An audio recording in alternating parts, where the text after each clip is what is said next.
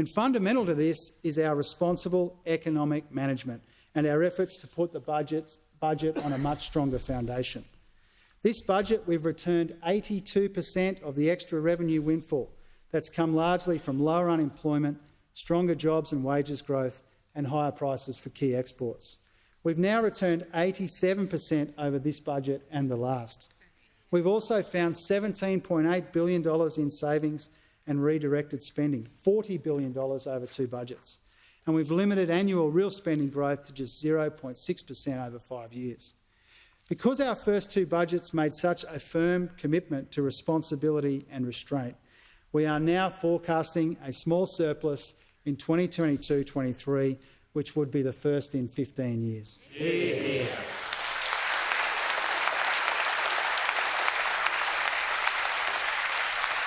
We expect that to be followed by a deficit of $13.9 billion in 23-24 and lower deficits across the forward years compared to recent budgets, leading to a $125.9 billion improvement in the budget over 5 years and a much lower public debt burden. Gross debt to GDP is now expected to peak lower and earlier at 36.5% of GDP in 25-26, where it will be $154 billion less than was expected in March 2022. And because we're returning most of the welcome improvement in revenue to the budget, debt will be almost $300 billion lower by the end of the medium term, saving $83 billion in interest costs over the next 12 years. Speaker, we are expecting one of the biggest turnarounds on record, while dealing with a whole host of programs and services which were left without ongoing funding. In October, this meant an additional $4.1 billion in spending. In May, we've had to find another $7.5 billion, including $1.5 billion for legacy health funding and to make sure that Australians retain access to their My Health record, and more than $800 million to sustainably fund our biosecurity system to keep our farmers and producers secure. Speaker, our government is building a strong, sustainable care economy that works for carers and for the people they care for, which is why we're extending disability support programs and investing in additional home care packages.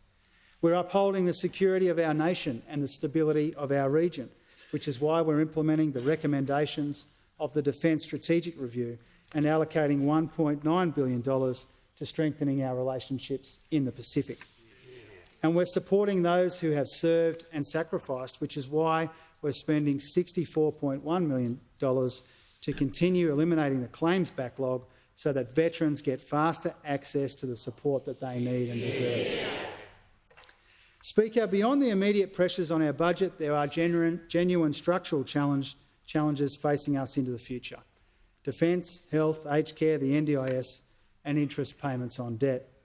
Tonight we're putting in place some modest but meaningful revenue measures to help address this, like tightening superannuation tax concessions for those with balances exceeding $3 million, a 15% global and domestic minimum tax for large multinational companies, changes to the petroleum resource rent tax so that Australians receive a fairer return on the sale of our natural resources sooner, raising the tax on tobacco by 5% for 3 years and extending tax compliance programs.